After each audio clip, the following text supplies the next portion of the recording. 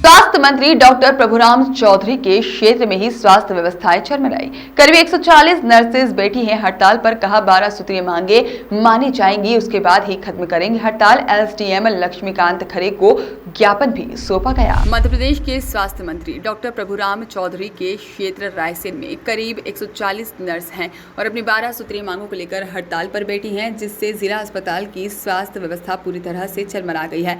लोग परेशान होते नजर आ रहे हैं। वही हड़ताल पर बैठी नर्सों का स्पष्ट रूप से कहना है कि हमारी मांगे मानी जाएंगी, उसके बाद ही हम हड़ताल खत्म करेंगे। आपको बता दें कि अपनी 12 सूत्रीय मांगों को लेकर जिले की प्रदेश के साथ साथ रायसेन जिले में भी 140 नर्सेज बेमियादी हड़ताल पर बैठी हुई हैं और आज रायसेन एसडीएम लक्ष्मीकांत खरे को अपनी 12 सूत्रीय मांगों को लेकर मुख्यमंत्री के नाम ज्ञापन सौंपा गया है। नर्सों की मांग है कि कोरोना काल में जिन नर्सों ने ड्यूटी के दौरान अपनी जान गंवाई है, उनके परिजनों को अनुकंपा नियुक्ति तत्काल मिले। वेतन में विसंगतियां हैं, उनको दूर किया जाए और समान वेतन समान कार्य का लाभ मिलना चाहिए। वहीं सिविल सर्जन ने माना है कि नर्सों की हड़ताल पर जाने के बाद स्वास्थ्य विभाग की व्यवस्थाओं पर असर पड़ा है, लेकिन हमने व्यवस्थाएं की हैं और किसी मरीज को परेशान नहीं होने दिया जाएगा। वही नर्सेस का कहना है कि शिवराज मामा सबके मामा हैं, तो हम बहनों की तरफ ध्यान क्यों नहीं दे रहे हैं। लेकर हड़ताल और क्या अनिश्चितकालीन हड़ताल आपकी इसी तरह जारी है? ये हमारे प्रदेश अध्यक्ष ने हमें बोला है कि कल 5 तारीख को 2 दिन बाद उनकी मीटिंग है फिर से आयुक्त से। उसके बाद फिर वो डिसाइड करेंगी कि आगे चालू रहेगी कि बंद करना है। जो भी है उनके अकॉर्डिंग हमारी प्रदेश अध्यक्ष रेखा परमा दीदी, उनके अकॉर्डिंग हम आगे मांगे। और जो हमारी 12 मांगे हैं उनमें से जो भी जायज़ मांगे, सभी जायज़ मांगे वैसे तो, उसमें से जो भी जायज़ है ज़्यादा ज़रूरी है। उनमें से कोई भी मुख्यमंत्री या मंत्री जी कुछ भी ऐसा आश्वासन देते हैं या लेटर देते हैं उनको, तो उसके बाद ही हमारी हड़ताल बंद होगी। आपको नहीं लगता कि स्वास्थ्य मंत्री का क्षेत्र है और आपने उनसे मांग की हो और लगातार आपको आश्वासन ही मिलते रहे? हाँ, स्वास्थ्य मंत्री के क्षेत्र में हमें आश्वासन ही दिए गए। अभी तक कोरोना योद्धा का कोई ऐसा हम लोगों को 10,000 महीने का उन्होंने बोला था कि कोरोना योद्धा का आपको दिया जाएगा पेमेंट, वेतन, लेकिन ऐसी कोई हमें तो, और हमारी एक दिन की पेमेंट कटवानी पड़ी, जबकि हम तो स्वास्थ्य विभाग के ही हैं। हमारे तो हम ड्यूटी कर रहे हैं मर के। हमारी पूरी सिस्टर्स बहनें पीपीई किट पहन के 24 घंटे ड्यूटी कर रही हैं, इतनी मेहनत कर रही हैं, उसके बाद भी हम लोगों के साथ ये व्यवहार किया जा रहा है स्वास्थ्य मंत्री के द्वारा। ये तो बहुत गलत है। इस तरीके से व्यवहार नहीं करना चाहिए। हम लोगों की जो मांगे हैं, जायज़ मांगे, वो पूरी होनी चाहिए।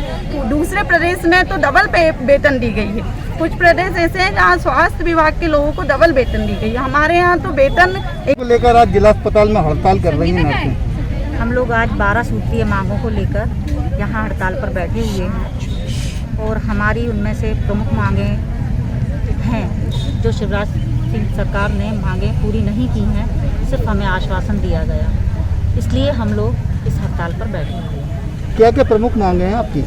सबसे पहले प्रमुख मांग ये है कि हमारी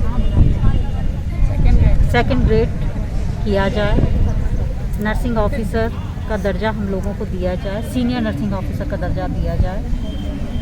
तीसरी मांग है जो कोविड में जो हमारी बहनों ने जिनकी डेथ हुई है उनकी आज तक अनुकंपा नियुक्ति नहीं की गई है, जिसका वादा सरकार ने हमसे किया था। इसके अलावा क्या है कि अनिश्चितकालीन हड़ताल रहेगी या आपकी आश्वासन से ही मान जाएंगे आप लोग? नहीं, हम इस बार आश्वासन से नहीं मानेंगे। इस बार हम आश्वासन से नहीं मानेंगे। कौन से काम प्रभावित हो रहे हैं आज आप? बहुत से इमरजेंसी ऑपरेशन जो टाल दिए गए हैं, जो सीनियर ही संभाल सकते हैं। अगर आपकी मांगें नहीं मानी जाती हैं जी, तो आप लोग क्या करें? अगर हमारी मांगें नहीं मानी जाती हैं तो हम सरकार को आगाह करते हैं कि हम अनिश्चितकालीन हड़ताल पर जा सकते हैं। क्या नाम है आपका? श्रीमती ममता माझी।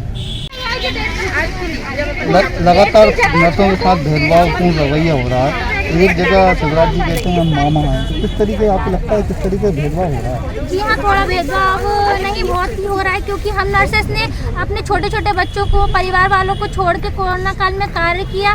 कई नर्सेस ने अपनी जान भी गंवाई और उसके बाद भी आज दिनांक तक उनको उनका पूर्ण अधिकार नहीं मिला है, अनुकंपा नियुक्तियाँ नहीं मिली हैं। जो हमारा नर्सेस का अधिकार था वो मिल नहीं रहा है। तो ये भेदभाव तो हुआ है। मामा जी हैं और हम उनकी भांजियाँ हैं, तो हम पूरा हक से उनके साथ लड़ेंगे भी, कार्य भी करेंगे और अपना हक के लिए मांग भी करना चाहेंगे। क्या रवैया रहेगा आपका कि आश्वासन पे सरकार आपको आश्वासन देगी लगातार? तो नहीं, अब इस बार हम आश्वासन से नहीं मानेंगे। अब अगर हमारी मांगें पूरी नहीं होंगी तो हम आगे इसी तरीके से अनिश्चितकालीन हड़ताल भी कर सकते हैं। आपको कहने लगता है कि सरकार से आर पार की लड़ाई लड़ने का आपने मन बना लिया है? जी हाँ, इस बार हम लोगों ने दृढ़ संकल्प किया है, क्योंकि हमने कार्य किया, पूरी अपनी सेवाएं दी, और अब हम चाहते हैं कि हमारी जिन नर्सेस बहनों ने अपनी जान गंवाई है उनको उनका अधिकार मिले, उनके परिवार वालों को उनका अधिकार मिले, और जो हम लोग आगे कार्य करने वाले हैं उनको आगे प्रोत्साहन भी मिले कि इतना कार्य करने के बाद उनको उसका पूरा का पूरा अधिकार मिल रहा है, तो हम और जी जान से सक्षम होकर कार्य कर सकें। वरना हमारा जो है मनोबल टूट जाएगा कि हम कार्य करते हैं और हमको उसका अधिकार नहीं मिलता है, वादे मिलते हैं और कार्य नहीं होता है हमारे साथ। क्या नाम लिखते हैं? जी, मैं मांगनी मौर्य, स्टाफ। सर, जिले की आज जो हॉस्पिटल में नर्सें हैं वो सब हड़ताल पे बैठी हैं। इससे जिला अस्पताल में कितने काम प्रभावित हो रहे हैं और क्या मांगे हैं और उनकी मांगे के लिए क्या मानने के लिए क्या कार्रवाई की जा रही है? आज जिला अस्पताल की 97 स्टाफ नर्स स्ट्राइक पर हैं। उनकी मांगे हैं तो पद को लेकर हैं, दूसरा कुछ वेतन में विसंगतियां हैं उनको दूर करने के लिए हैं। इन नर्सों के स्ट्राइक पर जाने से निश्चित रूप से स्किल्ड जो स्टाफ है वो आज नहीं है, तो काम पे प्रभाव तो पड़ रहा है, लेकिन हमने बेसिक व्यवस्थाएं बना के रखी हैं जिससे कोई आपातकालीन सेवाएं कहीं प्रभावित नहीं होती। सर, हड़ताल पे जाने से पहले नर्सों ने लगातार सूचना दी है, तो क्या वरिष्ठ कार्यालय कोई पत्र वगैरह आपने प्रेषित किए कि इनकी मांगों पर विचार किया जाए? हमें इनके द्वारा 30 जून को ही सूचना दी गई थी। उसके पहले शासन की तरफ से ये घोषित कर दिया गया था कि स्वास्थ्य सेवाएं अत्यंत आवश्यक सेवा हैं, अतः इनमें कोई जो भी हड़ताल करेगा वो संवैधानिक नहीं होगी। इन्होंने मांग के बारे में हमें ऐसा कोई ज्ञापन नहीं दिया। वॉइस ऑफ राइट्स के लिए रायसेन से वीरेंद्र रावत की रिपोर्ट।